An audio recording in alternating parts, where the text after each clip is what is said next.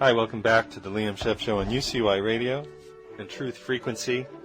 We're going to talk about our feelings. We're going to talk about everything because when Glenda and I talk, we talked about just about everything. Glenda Quinto. Wait, are you going by Glenda Quinto? I am, Glenda D. Quinto. Glenda D. Quinto is a friend of many friends. Anyway, we know all the same people. She's written a book that's got some nice reviews on Amazon.com called Emotions Simplified, a practical self-help workbook, 5-part holistic approach to unlocking your best potential. Now, we'll talk about the book, but I want to talk about all kinds of other things. And I think that people will get to know you and the way that you think by hearing you talk about a lot of things. So, tell me about the book, and then we're going to talk about what I was writing, and I want to get your feedback about how I've written mine. So I want you to do what you do, your analysis. You'll do a live analysis of what I tell you. So first, tell us about the book. Okay, so I have written a book, like you said, called Emotions Simplified. And the reason why I wrote it was because I found that most self-help books out there focus in the self, obviously, and how we feel about ourselves and so forth. But rarely do they talk about how we feel and how we can interact with our family, our friends, our love partner, our work, and ourselves. And depending on how we feel on a specific day is how we're going to react to certain people. In the book itself, you have the self, you have family, how your family has influenced your choices, how your friends, whether you're choosing friends that are real givers or takers, the love partner that you have picked. Do you want a partner that is caring and loving and nurturing, or have you picked someone that really challenges you and makes your life that you feel at times very difficult? And ultimately, your work. What is it about your gifts that you're sharing with the world? So it's a little bit of everything. And also, I have lots of questions and answers that only you would know the answers to. Sometimes we're given the answers to questions that really do not pertain to us a lot of the time. So in the book, I ask questions, and then I ask you to give 3 examples of each and how those things make you feel. So that's why I've made more of a workbook. But we were talking about how we feel, for example, in certain days, how our emotions, we don't pay enough attention to our emotions, how they really, depending on how we feel on specific days, how we're going to deal with people, and whether we're going to be in charge or whether we're going to allow someone else to be in charge of how we're going to control our emotions, So in that respect, is there any other questions you want to ask me? Well, yeah, of course. Okay, so here I am, right? I want you to do an analysis. Okay. I've written a book, and I want you to probe why I've written it and use your book's method to come up with, an answer. Okay. I think when we write, we're trying to find answers to how we feel. What makes us tick? So you are trying to decipher, when you write something, you're trying to decipher and find out what it is that made you do a certain, or you made you had a choice, whether it was, if you have, for example, a friend that you've had for many, many years, and let's say that the friend it's more of a male chauvinist, or it's a female that she's a feminist, What is it about them that you enjoy having in your life? What is it about them that you enjoy your interaction every day? Are you learning something from them? Are you observing them? Are you trying to change them? Are you trying to get them to change you? I mean, that's one of the factors that you could have chosen why to be friends with someone like that. If you're choosing someone nurturing, is it because you gravitate to people who are nurturing because you've never had it? Or is it because you've had it and you want to continue that in your life? So whenever you write, I think, a story, you're always, I think writers are seekers, seekers of whatever the perception of truth we think it is. Would you agree? Writers are seekers? Yeah. Some writers are seekers. Some writers are, like Stephen King, are constant regurgitators of their own childhood wounds.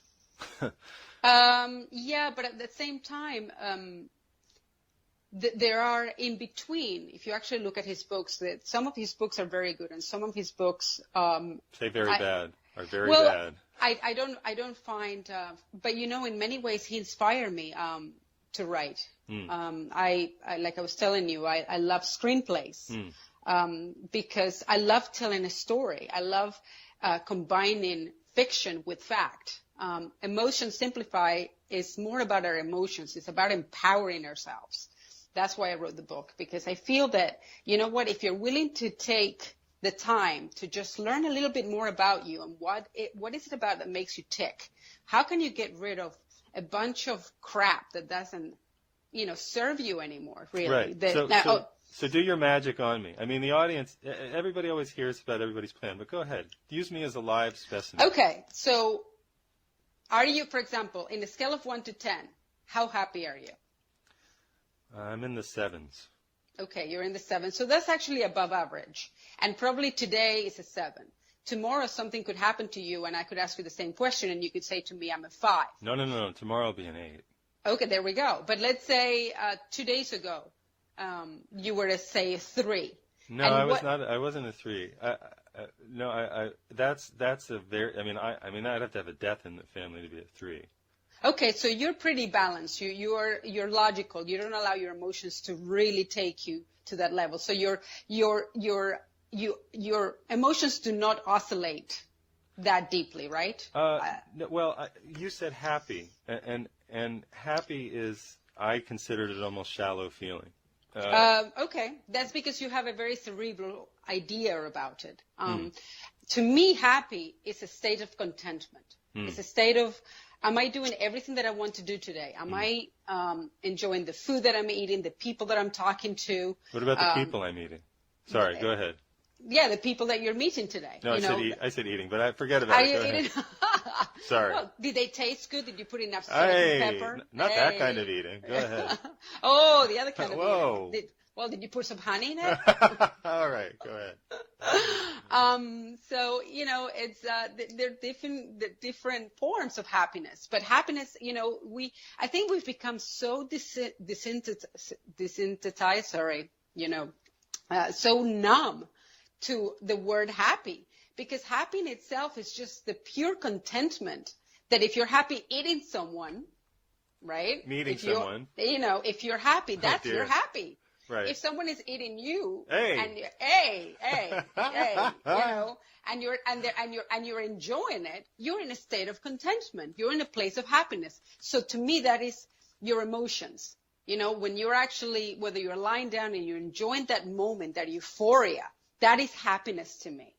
But I can be just as happy with that as I am, for example, holding my child, or just enjoying, you know, the wind and seeing a tree, you know, with the leaves blowing on the tree. So it all depends what it is that makes you happy. You know, we can become so cynical in this life that we forget just to be content, just to be happy. You know, it's like such a dog eat dog world in many ways. Right. And we're always trying to either measure ourselves against society and humanity, that we forget what, you know, if you were to just shut the doors, what is it that makes you happy? Yes. Are you happy in the bedroom with your partner, enjoying, your desires? Or are you in the kitchen making an amazing meal with a glass of wine and kissing, or not even kissing, but just enjoying such an amazing euphoric conversation that gives you the same vibes as being in the bedroom, you know? Or the fact that you're out fishing with your son or with your daughter, or you're out dancing, whatever it is. So let's get back to it. So we're talking about, you asked me where I am, and right. Keep going with your now. So let's say that the reason that I would say that I'm at about a 7 is because I don't have any, there are no great tragedies. I'm writing, which is what I like to do.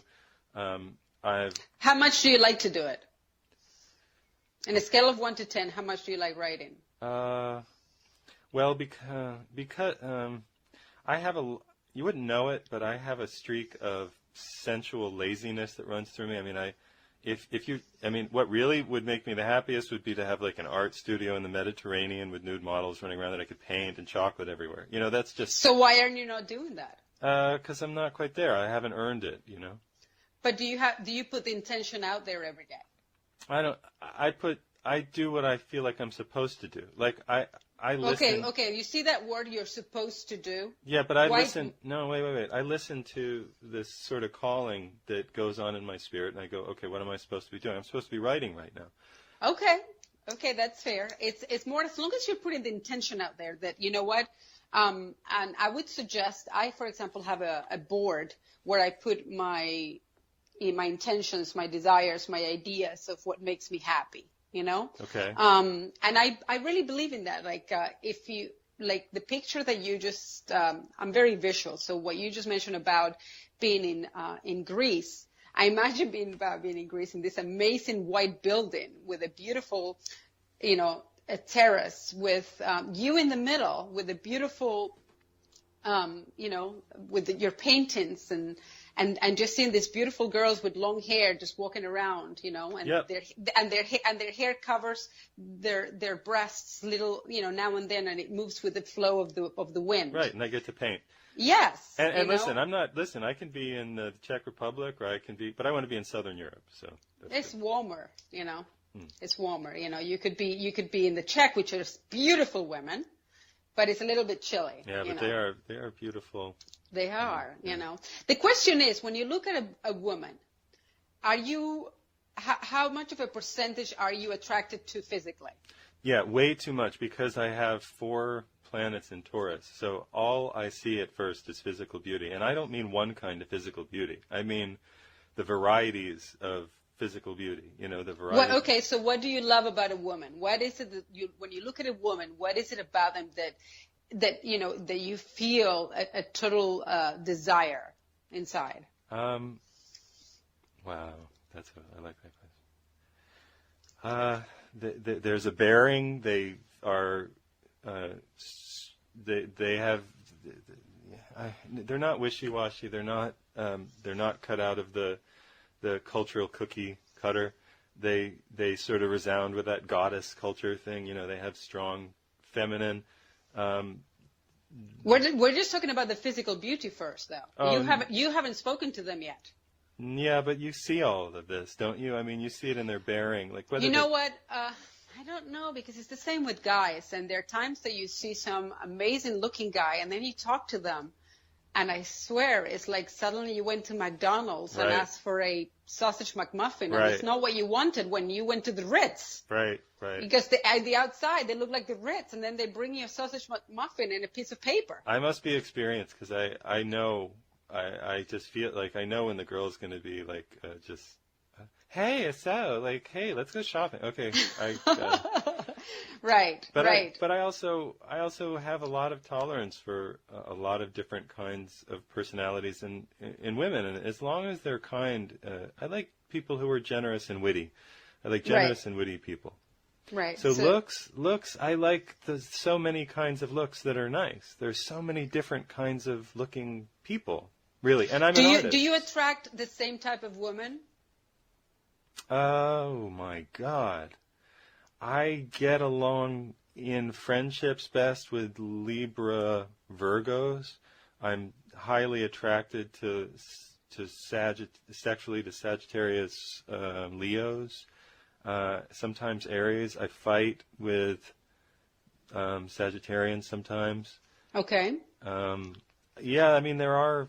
But okay, so you see, so you've already compartmentalized your relationship with women. So you're saying, okay, so let's say a woman comes along and she is Cancer, but on the outside, and the way she moves and the way she brushes her hair, or the way she takes a sip of a drink, and the way she locks eyes with you is so perfect, right? But she's Cancer. Would you? And let's say she's nothing like you normally would pick, would you ask a different question? Would you ask the same type of question? I never know what question I'm going to ask. I'm always curious. I'm a Gemini. I always want to know who people are, and then So do you think you're in charge of that, or do you think the universe comes together in such a way that creates a scenario that without you actually thinking, but subliminally, you ask them a question that you go, wow, I never thought I would ask that, but it's exactly the question I should ask this person. Sure, like what you just said. I mean, you have to live organically in every... Right. And that's what it is about. It's not about... and going back to my book, yes. I don't want people to the book is called Emotion Simplified. It's on Amazon.com. It's Emotion Simplified by Glenda D. Quinto. Yeah, but going back to the book, some people have mentioned that I mentioned right at the beginning, look at this book and take whatever you want out of it. There is no right or wrong, and that's one big thing that I believe in is that.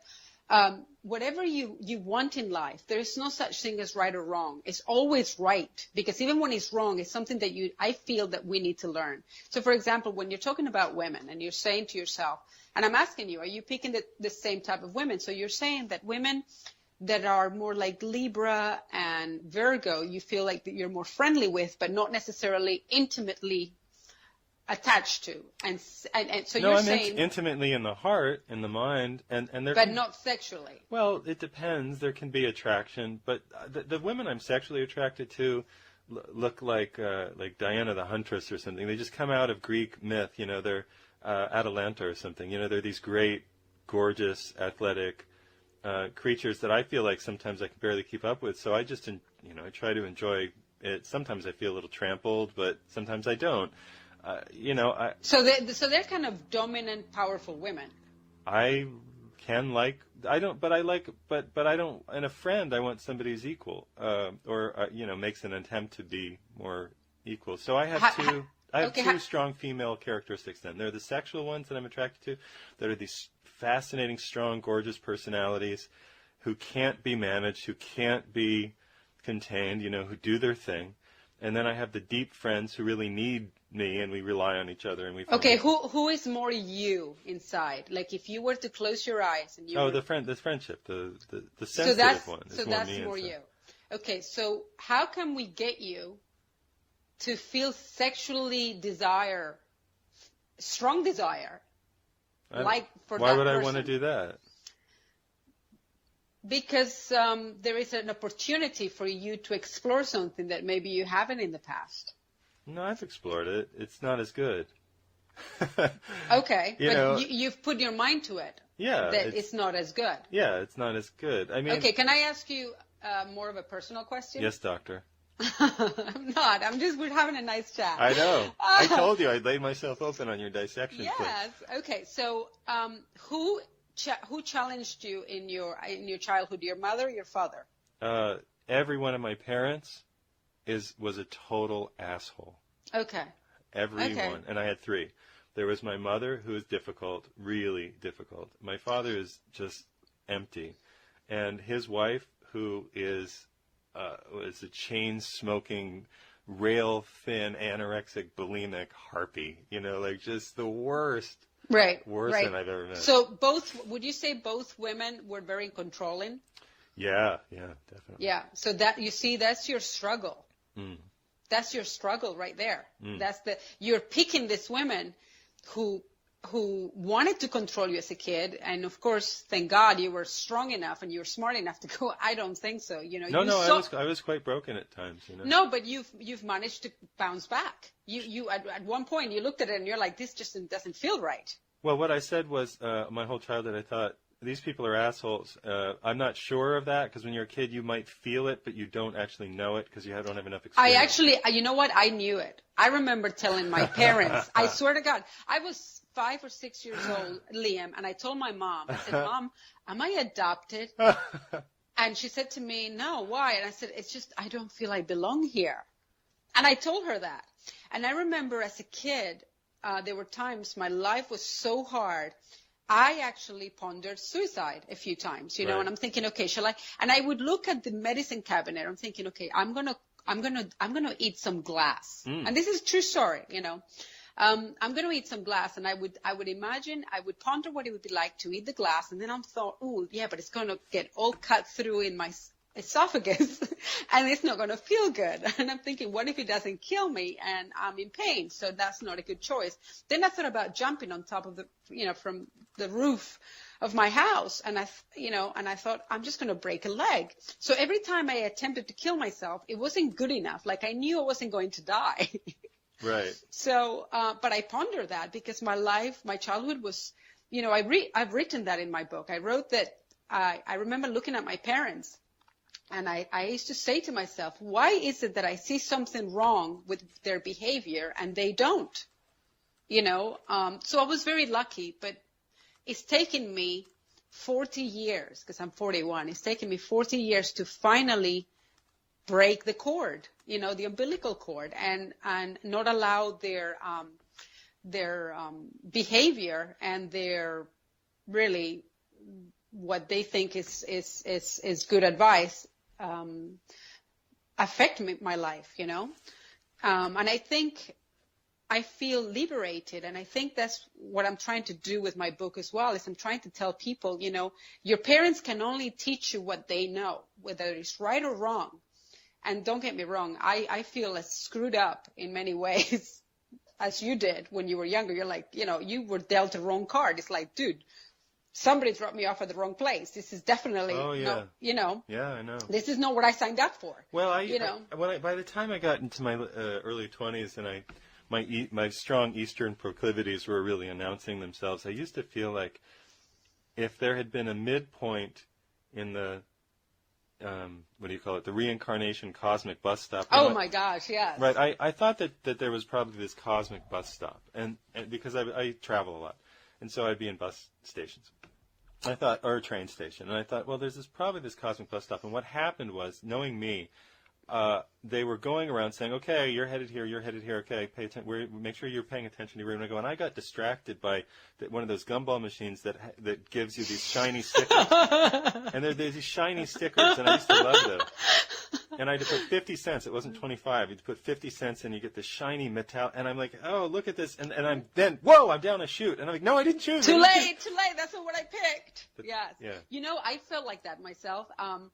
For the longest time, I had a couple of choices. I said to myself, okay, before reincarnation, I did believe in reincarnation. And I said, I must have been really bad to my parents. I used to say, I did something terrible to their lives in a past life, and now this is my punishment. So that's what I went through, and I'm half Jewish and half Catholic. So I believed in guilt and shame. So I thought to myself, this is like supposed to be my life. I must have been a horrible human being. Maybe I was a drug addict, and my mother used to be, maybe my child, and I was just terrible to her because my mother was so terrible. I used to think, And then I went through that, and it didn't work out. So then I thought to myself, I got switched. I'm like, I wasn't paying attention at one time, and I landed here, and my God, I'm paying for it, for not paying attention.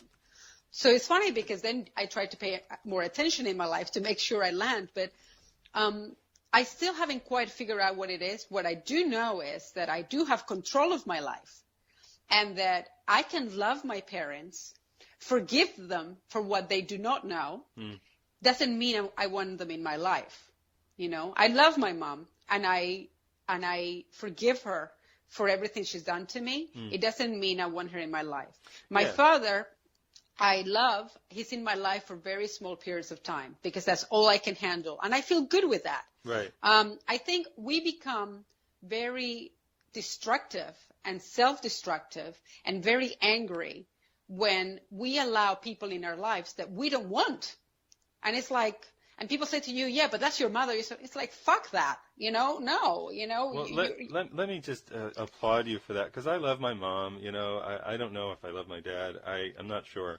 But, he's the guy who gave me, what I appreciate are the gifts that I got from that side of the family. I appreciate this. I really do. Without any resentment, I genuinely love and appreciate those gifts. So there's a form of love. Right. But they're both so difficult. Well, you have to understand, I believe in the law of attraction. I believe in physics. In my next life, I want to be a physicist. I really do, because I love physics. And I feel that, alike attracts alike. So your mommy screwed up, your daddy screwed up. Of course they're going to stay together. It makes total sense that two screwed up people come together, and then God forbid they have kids. And then you say to yourself, how did I make it? How the hell did I make it? Well, if I tell people my actual childhood story, they say to me, how did you make it? I mean, because the level of torture was sometimes kind of intense. I mean, just psychological, and because especially there was a little physical abuse. My father had this explosive temper, that he eventually buried. But not before he knocked one of my brothers down the stairs at a swim pool. So he's the pediatrician who caused his kid to get cracked open. So that's amusing. And the strange thing about that is that he chose to be a pediatrician. Yeah. So you wonder about the psychology of that as much as he wants to help children, he's allowing his own demons of his own frustrations to get the best of him. Yeah, and for the record, that was 30 right. something years and ago. I guarantee you that he's going through two choices. He's not doing that today. I was going to say no, but he's going through two choices. He either has chosen to continue allowing his frustrations to get the best of him, or he's chosen to say, you know what, I need to have the courage to get rid of this bullshit because by choice we are pure. And I don't mean pure in the respect that, little angels with little flappy things and whatever. I'm talking the pureness of being you, of not hurting anyone. Like, you and I have had this conversation about whether you choose to be monogamous or not monogamous. Oh, I like that note. And when we come back from the break, we're going to talk about purely non-monogamy. This is the Liam Sheff Show. We're here with Glenda Quinto. Her book, give us the name and the title and where they can get it. Emotions Simplified by Glenda D. Quinto, and you can get it on Amazon.com, on Kindle, and on paperback.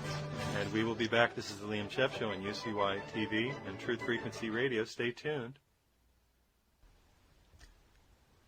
And you're listening to the Liam Sheff Show on UCY TV and Truth Frequency Radio, but they're not hearing this because they have a commercial right now. I'm working on my new book. It's called The Truth About Love. I think it's done. I'm doing edits because no matter how many times you read it, one pair of eyes doesn't see all the little tiny mistakes, like he put his hat. No, I said he put his hat because somehow when I was typing and fixing, the H went away. So, that's what happened. The new book is out in the first week of March. The Truth About Love, a novel about finding your more than one. A novel about finding your more than one. Well, how did I get to this position of writing about having more than one? How selfish am I? Yeah, I don't think I'm very selfish. I got to it by living my life. And about 10 years ago, I met the person who changed my life the most, wonderful person named Helen. And I had 7 years with her, and then she had to go to another continent in the universe. And I was at a loss as to how life could even go on. But it does, relentlessly, remorselessly so, and you have to stop to mourn on your own. And in time, I wrote official stories because I felt like if you don't know how long you have, and I wanted to leave something here, so I thought I'd leave a collection of thoughts about how crazy the world really was, and if you just scratch the surface, how quickly all the things that were told in school just go away. And I did that. People generally really liked it. In fact, overwhelmingly liked it, which I appreciated. But I wasn't, I didn't know then. I mean, okay, I wrote that, and now what? And I tried to write other nonfiction, but I don't really want to just stand and lecture people from the outside. I mean, I really actually live my life. I live it on the inside, and I live it actively. I spent a year researching the tribal method of the way tribes, maybe more than, the way that we are, the way that tribes are, the way that the human species came around through a dozen books. It started with Sex at Dawn, and it moved to any number. There was Sex and Punishment. There were prehistories of sex, the myth of monogamy, and the list keeps going on to books whose titles weren't very memorable or interesting, but I got a little bit. Marriage Confidential was all right. But that's all modern stuff. And I realized that I didn't want to lecture everybody forever about it. I wanted to tell them how I got there. So I wrote a book that's sort of about me without it being so. Because in order to tell the truth in this world, you have to tell it as though it were fiction, and that's what I've done. And I've changed some things. And the book is called The Truth About Love, and it's going to be out on Amazon probably in a week. And that's what I'm telling you. So go get it. It'll be very inexpensive. And it's time for the show. And we're back on Liam Sheff Show on Truth Frequency Radio and UCY TV. We're on with Glenda Quinto, my friend and also friends of many friends, author of Emotion Simplified, and she's, which you can get on Amazon.com. The link will be up in the show notes. And she is exploring with me why I'm attracted to certain kinds of women and why I have certain kinds as friends. And she was telling me a story about a babysitter reading 50 Shades of Grey, and I just want to do that because I got to talk about this nightmarishly bad book. Well, we were talking about that a couple of weeks ago, and I remember I went to Costco and they had the trilogy available for like $5.99, and I was like, you know what? It was such a huge thing about it. I'm thinking I have to read what this is about, and I think I've read altogether 40 or 50 pages, and for me, it's, and English is my second language, but I love rich writing, and I love when every word means something, or you take me in a journey that puts me, in such a trance that I can't wait to turn the page. It's that amazing. And this book, unfortunately, didn't have that. I felt, you and I talked about this. I felt like it was very vanilla with little sprinkles of what it seemed to be chocolate, but it wasn't chocolate. And I was disappointed. And it was funny because I'm watching a show right now called The Girlfriend's Guide to Divorce. And I have to say, it's more steamy than the 50 pages that I read of 50 Shades of Grey. Well, Henry Fielding's Tom Jones is better. That's a more honest book about sex. Well, it's about, I think that, what it is, there are many levels of sexuality, and there are many levels of our comfort zone. And it all comes down to how we were brought up. And then it comes down to what is it that we really like and how is it that how we were brought up. And many people are very happy with the, mental masturbation of things. Rather than the actual physicality of it. That's why I think porn is so huge, because it's the idea of something rather than the actual physical sense of it. So we agree that 50 Shades of Grey is badly written, but you were saying that you were surprised it did so well, and it's made $85 million, which is more money than we'll ever know, but nevertheless. It had terrible reviews by really good critics, and it had reviews about the fact that it just never took you, it never got you there. It's like watching soft porn. Well, not even good soft porn. The guy never even takes he apparently doesn't take his pants off. Not only he doesn't take his pants off, they never sweat. Oh. They never get to the point where you actually can feel the relation to it. Because the writing is so awful. It's just so shallow. Okay, but what do you think it means that this terrible first it's just constant present progressive. I go to the store, then he touches my face, and then he poops whatever, on the floor. Sorry, that's disgusting, but that's what it is. It's just no. And then we talked about it, and I remembered a moment when I was 5 when there's no pluperfect, there's no past perfect. There's no perfect or past perfect. There's no concept of time except this constant stream of consciousness blather about restraints and agreements and this shallow characterization. Shallow. It's, what? Nobody wants to go into the deep. What it tells me is society as a whole. And of course, it's like the pyramid, just like there is wealthy people, right? And the pyramid of the wealthy, the 2%, and then there is the 8% and so forth and so forth.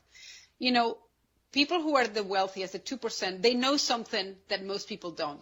On the 8%, they know more than those and so forth. It's the same with our reality, what we watch on TV and what we're reading.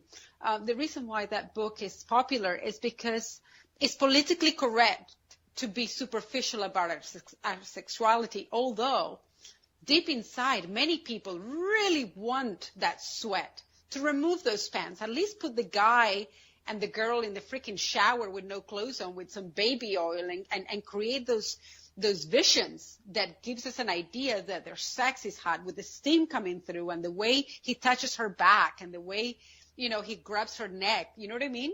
That I can create that without even really thinking about it.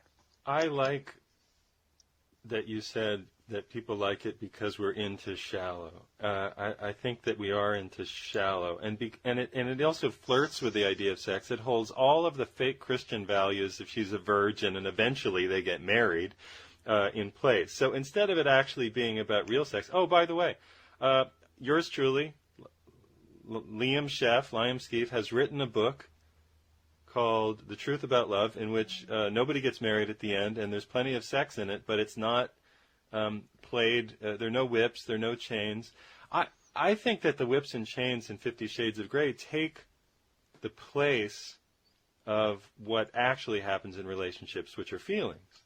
Yes, I agree with you, and I also think that it's kind of taking a leap. It's kind of at the beginning when like I said, I didn't watch the movie and I couldn't get past 40 pages. That's what I did. So. It's like watching somebody crawl, and then when they're showing chains and leathers and so forth, it's like asking someone to sprint. It's like all of a sudden they took that leap, but you didn't take me there. You didn't take me on that journey, Right. And there is a reason why there has to be a history. You have to take me from the moment we locked eyes to the moment that who takes the first leap to talk to the other one. And then you feel the chemistry, right? And then there's the movements of the heads and the hands and what are we drinking and our conversations. And I talk again about that in my book about when we choose someone, our brain begins a checklist of what we like and what we don't like. You're lucky and you're advanced because you can literally look at someone and you can more or less know what's going to happen.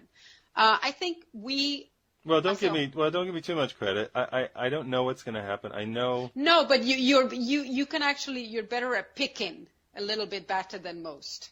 I would say. It doesn't mean, but I. No, you know why? Because I'm very experienced. That's why. Not just that. You have passion behind. It's all about experience. You've chosen to get involved with your emotions, whether they are at a deep level or a light level. You've chosen to be more involved with them than most people. Right. Here we are. Probably at least 70% of our conversation is about love and affection and sex and emotion and desire. So obviously that's what resonates with you. That's that's why you're going to have a lot more experience. You're kind of a scholar when it comes to that. So you better be. Oh, wait a second. I want that as a quote somewhere. You are a scholar. When it comes to love and romance, Liam Skeef. You are because, right. You're trying to find out. You keep seeking what it is, and that's what I said to you. I look forward to the day that we have a conversation and you say to me, Glenda, I have managed to work my demons of the controlling hunter woman, and I've managed to mesh them with a friend that gives me amazing desire, but she also gives me amazing friendship. Yeah, I think it's overrated. I'll tell you why. I think that feeds into the monogamy myth. No, I didn't say monogamy. In my mind, I'm saying about, and we talked about this, like the holodeck. The holodeck, yes, in Star Trek. Yeah, you go to the holodeck. Here, let me just tell the audience, because maybe they'll know. But I have for a long time decided that you have an internal holodeck. Now, in Star Trek, they had this stupid spaceship that looked like nothing that could ever work. And then they walked around in leisure suits, polyester leisure suits. And then they had a thing called the holodeck. And anything could happen on the holodeck. You could manifest anything. You could have sex with anybody. You could eat anything you want, not gain weight, not get an STD, and not get pregnant. Well, my question is, why does anybody ever leave the holodeck? Number one. Okay, so it's bullshit. You can't really have a holodeck and get work done. Number two, I have an internal holodeck. Now, people say that they masturbate. I think that's a terrible word for what we do. We actually have fantasy sex. We go and we have fantasy sex in an internal place with some buddies, more than one person, who we're attracted to, Right.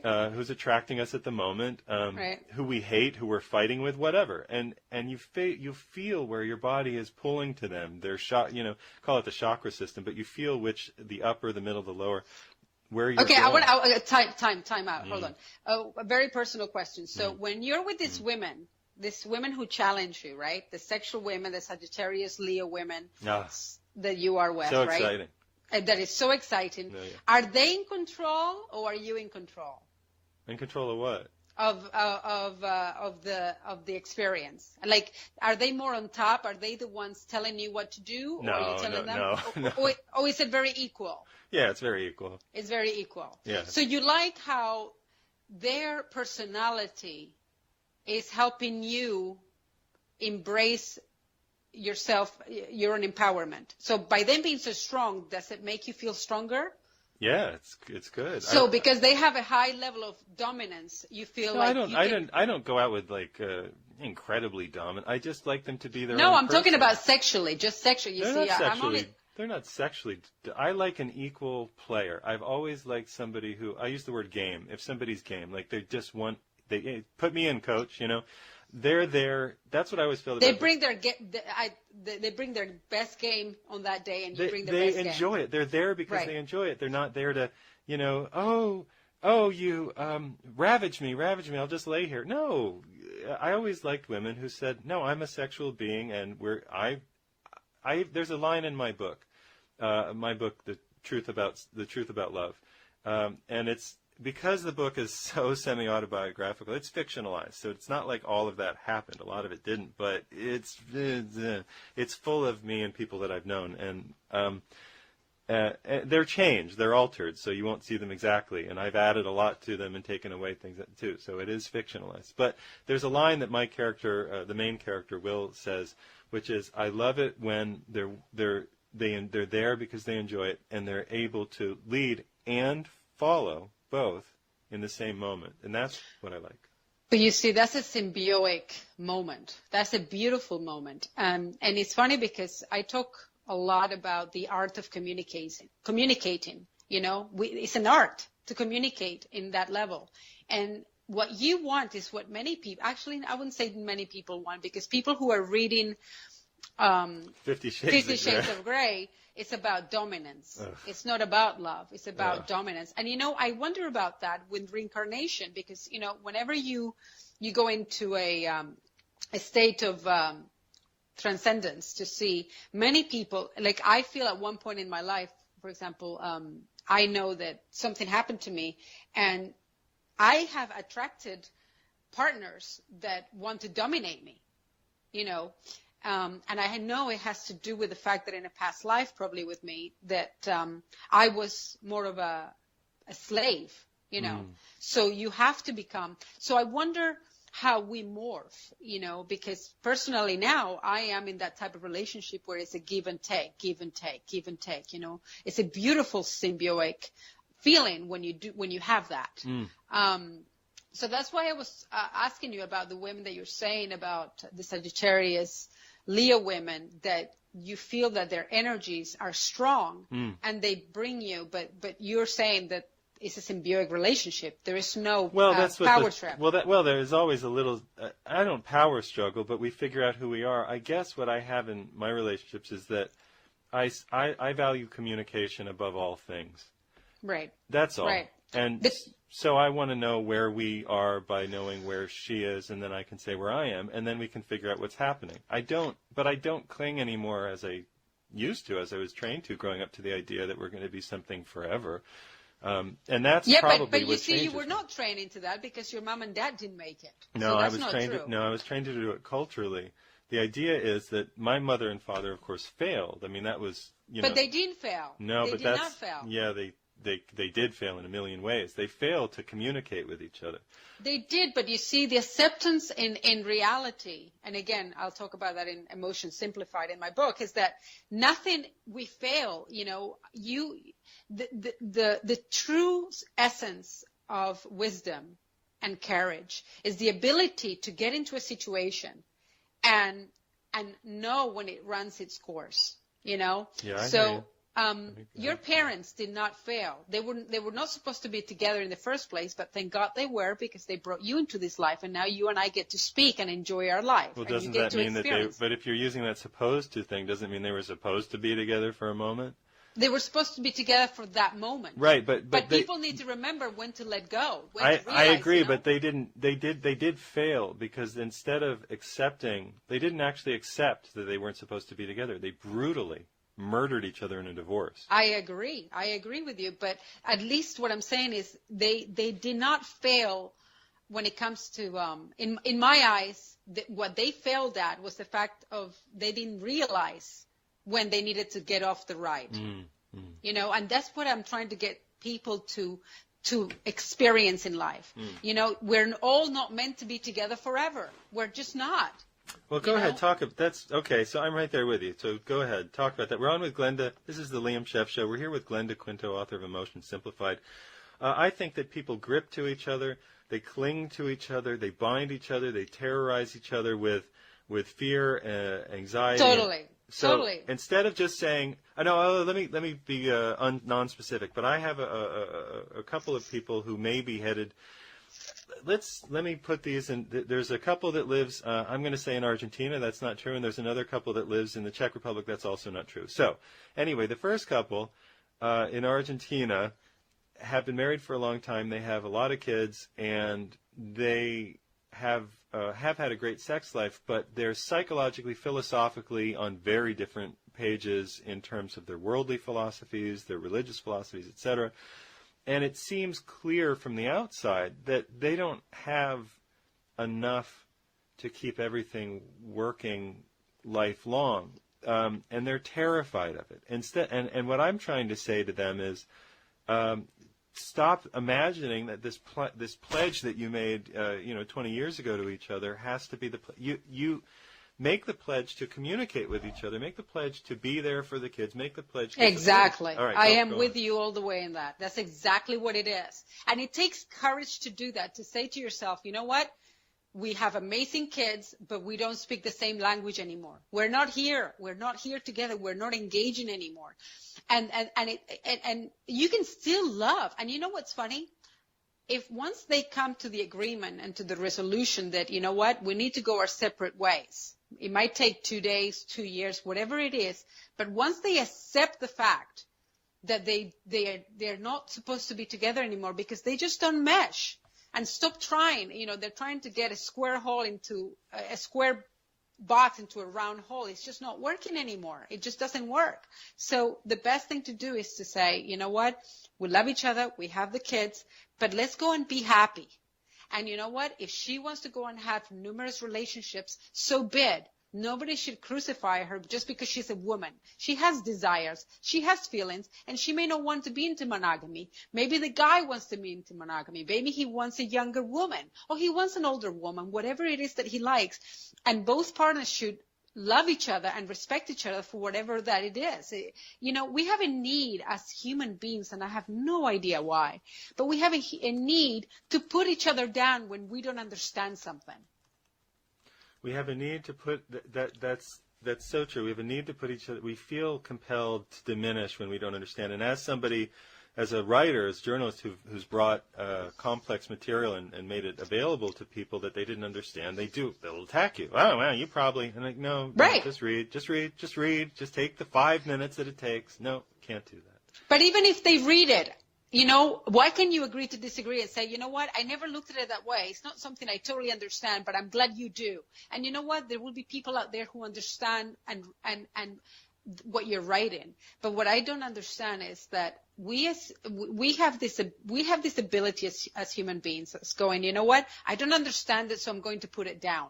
Or come from a jealousy point of view. You know what? Your writing is so much better than mine, so I'm going to put yours down because I can see that yours is much better, and you're going to succeed, and I'm not. I just experienced that with a guy professionally who, hosts a show, and I used to go on a show, and he just was awful. And I thought, oh, well, this isn't, this is his thing. I realized it was his thing, but it was still upsetting. I learned a long time ago. I wasn't good at this when I was very young, but I learned at a certain point to recognize the skills of others. And when somebody's good at something, I say, "No, you're really good at that. Much better than me at that." And that's Right. fascinating. And you know what? Immediately, I get to watch them be good at it. I learn a few things. And, Exactly. yeah. You know, there's so much to grow, and instead we find ourselves fighting like little kids. I feel as a human race we're in a fetus stage because half the wars that we have, and it's all about miscommunication, and it's all about the constant struggle of control, with really all we have control of is ourselves. And the moment us as human beings, we understand, you know what? And it's great, Liam, for example, that you have the ability, that's because you're a scholar, you say, because you're a scholar now. You can Thank you. accept. Remember that, everybody? Yeah. It's Liam Chef, Scholar of Love. The scholar of love, the scholar of communicating. All right, I'll take it. You are able to see when someone did something good, it's like, great, and how did you do that? And then suddenly you're adding little omens into your own life from someone else's gift. But people's insecurities, they will always try to bring you down. People who are insecure and jealous. And that comes from their families and their background, and they're not smart enough to say, you know what, I need to learn to make my own decisions. So I feel that someone like you and me, we should embrace the fact that we come from fucked up backgrounds, because it's made us be ourselves. Many people do not have that choice, Liam. They come from such a vanilla, normal families that, they kind of just go with it. But when there's so much friction in our childhoods and so much discord, we have two choices. We are either going to drown and become just like them, or we are going to be like the phoenix that rises, from the ashes and become this beautiful bird that we decide to become, that everyone can become. But nobody wants to take that leap of faith. Well, but you just said it. I mean, if I hadn't been lit on fire by life over and over again and had the little local tribal fantasies destroyed, I had them destroyed when I was 3 and 4 and 5 and 6, almost repeatedly. Right. I had them destroyed when I was 15, 16, 17, 18, 19 repeatedly. And I had them destroyed through my end of my 27, and then again at I had a huge change at 32, and then at 40, I lost my partner of 7 years, and but you have the scars to remind you who you are. Yeah, there's a lot of scar tissue. You have scars that remind you every time you come upon that memory. It reminds you of the journey that you have taken. It reminds you of who you are today, and it's not easy, but a lot of people are not willing to do that. There are so many broken souls out there because for them it's too much to fathom the idea that they're strong enough to be who they want to be. It's too much. It's overwhelming. So it's better to, I'm going to continue drinking. I'm going to continue smoking. I'm going to continue in my little shitty job that I cannot stand. I'm going to go and sit in Thanksgiving with the parent that sexually abused me and the uncle that, what I mean, that is abusing. Horrible. And the fact that my father talks poorly to my mother and I don't say anything. No. And everybody does that. And then at Christmas is the same thing. And that's why so many people go, oh my God, here we go, Christmas again. Oh my God, here, Thanksgiving, and they get so upset. Rather than saying, you know what, you don't have to agree.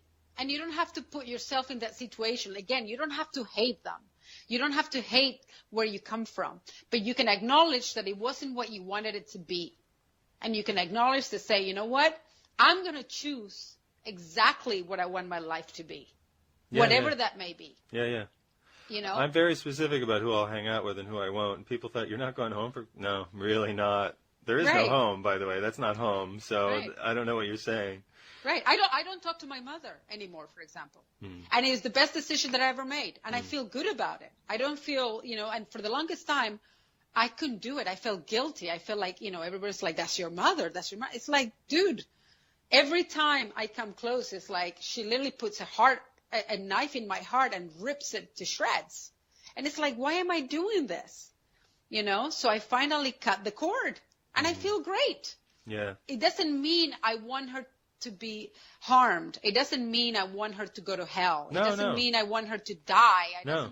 It just means that, my vibration is different to hers. How she chooses to live her life, I respect for her, but it's not for me. Yeah, yeah. And she doesn't agree how I live my life. So you know what? I can't leave you into my life. I'm sorry. I don't need to get upset about it. I have a friend who's working, and we're going to run out of time. This is the Liam Sheff Show. We're on with Glenda Quinto. Her book is Emotions Simplified, and you can tell how much fun she is to talk to. So you should go buy her book. It's free, by the way, on Kindle Unlimited if you have that subscription, and it's only a few dollars or even less on Kindle itself. $1.78 on Kindle. $1.78. So come on, give a girl, yes. give a girl a break. And the book is written in a way very similar to how I speak. Obviously, nicely edited because that was not my forte. So it's nicely, but I'm very much about the book is easy. It's not even 100 pages as well. So it's very easy. I would suggest more the paperback. It's like $9.78 because you get to look at it at any time that you want an answer to. I have loads of rich information there about you, because you is me and me is you. We're all the same. How we're taking this journey in life is about us, what we want, So. I had a great time, and you're going to come back, and we're going to keep you cycling through as we come up with new topics. But you got a minute. Tell me about I don't feel it's a terrible thing, but I just go with what I'm attracted to, really. So I'm okay with having, some girlfriends who are a little tempestuous and some who aren't. And because at the end, I'm there to say, no, we're going to communicate. I mean, that's always my line. We're going to communicate. What I love the most about Liam, the scholar, is that you are very raw and honest about who you are and what you want in your life. And love means, and you are like a diamond with many facets, and you enjoy every facet of your life. You don't want, if you wanted just one, you wouldn't be a diamond. You would be something else. But because you are a diamond, you enjoy how the light hits every different facet of your life for different reasons. And you are listening to the Liam Sheff Show. We've been on with Glenda Quinto. Her book is Emotions Simplified. My book is Official Stories, a new book coming out in just a week or so. Stay tuned to all the great programming on UCY and Truth Frequency Radio. Is anybody really monogamous? That's the question on the mind of Will, a 32-year-old graphic artist working at the bottom rung of a Boston ad agency, using his artistic skill to promote juice drinks, while he secretly dreams of painting large canvases like his heroes, Alphonse Mucha and Gustav Klimt. He's on the run from a broken heart, still feeling the sting of the breakup with his California girlfriend, whom he loved, even though she also loved other women, which made him run all the way across the country. Now he's back in his old hometown, Boston, palling around with good-time friends but longing for some truer romance.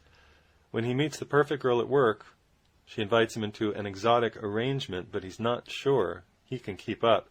He's cheered on by his drinking friend, Declan, a local bar manager, a source of endless trouble, and it's only his new best friend, Helen, who keeps his feet on the ground. In this novel about love, sex, and romance, the truth is revealed to look nothing like the storybook version, as Will is left to wonder, is anybody really monogamous?